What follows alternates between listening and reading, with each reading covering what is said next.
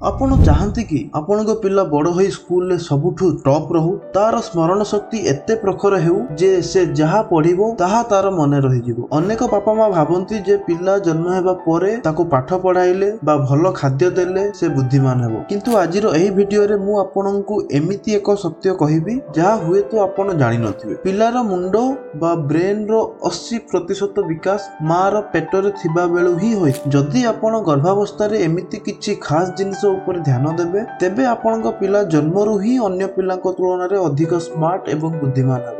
ଏହି ଭିଡିଓରେ ମୁଁ ଆପଣଙ୍କୁ 5ଟି ଏମିତି ଖାଦ୍ୟ ବିଷୟରେ କହିବି ଯାହା ପିଲାର ବ୍ରେନ୍ ପାଇଁ ସୁପର ଫୁଡ୍ ଭଳି କାମ କରେ। ଏବଂ ଭିଡିଓ ଶେଷରେ ମୁଁ ଏମିତି ଏକ ଭୁଲ ବିଷୟରେ କହିବି ଯାହା ଅଜାଣତରେ ଅନେକ ବାପା ମା କରନ୍ତି, ଯାହା ଦ୍ୱାରା ପିଲାର ବୁଦ୍ଧି କମି ଯାଇଥାଏ। ତେଣୁ ଭିଡିଓଟିକୁ ଶେଷ ପର୍ଯ୍ୟନ୍ତ ନିଶ୍ଚୟ ଦେଖନ୍ତୁ। ପ୍ରଥମ ଏବଂ ସବୁଠାରୁ ଗୁରୁତ୍ୱପୂର୍ଣ୍ଣ ଖାଦ୍ୟ ହେଉଛି ଅଣ୍ଡା। ଅନେକ ଲୋକ ଗର୍ଭବତୀ ମହିଳାଙ୍କୁ ଅଣ୍ଡା ଖାଇବାକୁ ବାରଣ କରନ୍ତି, କିନ୍ତୁ ବିଜ୍ଞାନ କହେ ଅଣ୍ଡାରେ କୋଲିନ୍ ନାମକ ଏକ ପଦାର୍ଥ ଥାଏ। ଏହି କୋଲିନ୍ ପିଲାର ମସ୍ତିଷ୍କର କୋଷ ତିଆରି କରିବାରେ ଏବଂ ତାର ମନେ ରଖିବା ଶକ୍ତି ବଢାଇବାରେ ସାହାଯ୍ୟ କରେ। ଦିନକୁ ଅତି କମରେ 2ଟି ସିଝା ଅଣ୍ଡା ଖାଇବା ଦ୍ୱାରା ପିଲାର IQ ଭଲ ହୋଇଥାଏ। ଏବେ ଆସନ୍ତୁ ଦ୍ୱିତୀୟ ଖାଦ୍ୟ ବିଷୟରେ ଜାଣିବା, ତାହା ହେଉଛି ଶାଗ ଏବଂ ସବୁଜ ପନିପରିବା। ଓଡ଼ିଶାରେ ଶାଗ ସହଜରେ ମିଳେ। ପାଳଙ୍ଗ ଶାଗ ବା କୋଶଳା ଶାଗରେ ଫୋଲିକ୍ ଏସିଡ୍ ଭରପୁର ଥାଏ। ଫୋଲିକ୍ ଏସିଡ୍ର କାମ କଣ ଜାଣିଛନ୍ତି? ଏହା ପିଲାର ମେରୁଦଣ୍ଡ ଏବଂ ମସ୍ତିଷ୍କର ଗଠନରେ ସାହାଯ୍ୟ କରେ। ଯଦି ଶରୀରରେ ଫୋଲିକ୍ ଏସିଡ୍ର ଅଭାବ ହୁଏ, ତେବେ ପିଲାର ମୁଣ୍ଡ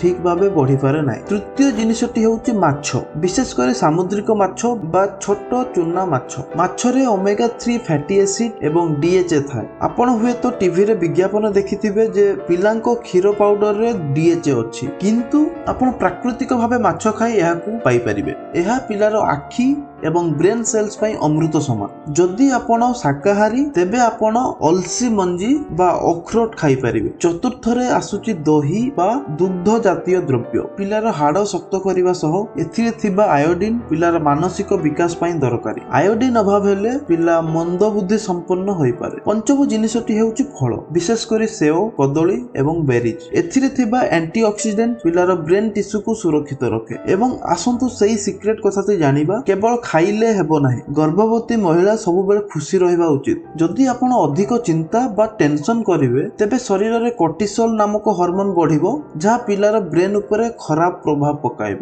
ସେଥିପାଇଁ ଭଲ ବହି ପଢନ୍ତୁ, ଭଲ ସଙ୍ଗୀତ ଶୁଣନ୍ତୁ ଏବଂ ପେଟରେ ଥିବା ପିଲା ସହ କଥା ହୁଅନ୍ତୁ। ମନେ ରଖନ୍ତୁ, ଚୁନା ମାଛ ଖାଇବା ବେଳେ ଏହାକୁ ଭଲରେ ସଫା କରି ରାନ୍ଧନ୍ତୁ। ବାହାରେ ପ୍ୟାକେଟ ଖାଦ୍ୟ ବା ଅଧିକ ଚିନି ଥିବା ଖାଦ୍ୟ ଖାଆନ୍ତୁ ନାହିଁ। ଯଦି ଆପଣ ଏହି ଛୋଟ ଛୋଟ କଥାକୁ ମାନିବେ, ତେବେ ଆପଣଙ୍କ ପିଲା ନିଶ୍ଚୟ ଜଣେ ପ୍ରତିଭାବାନ ଶିଶୁ ଭାବେ ଜନ୍ମ ହେବ। ଭିଡିଓଟି ଭଲ ଲାଗିଥିଲେ ଆପଣଙ୍କ ପରିବାର ଏବଂ ସାଙ୍ଗମାନଙ୍କ ସହ ସେୟାର କରନ୍ତୁ, ଯାହା ଦ୍ୱାରା ଅନ୍ୟମାନେ ମଧ୍ୟ ସଚେତନ ହୋଇପାରିବେ। ଯଦି ଆପଣଙ୍କର କିଛି ପ୍ରଶ୍ନ ଅଛି, ତେବେ କମେଣ୍ଟରେ ନିଶ୍ଚୟ ପଚାରନ୍ତୁ ଏବଂ ଏହିଭଳି ସ୍ୱାସ୍ଥ୍ୟ ଟିପ୍ସ ପାଇଁ ଆମ ଚ୍ୟାନେଲକୁ ସବସ୍କ୍ରାଇବ କରନ୍ତୁ।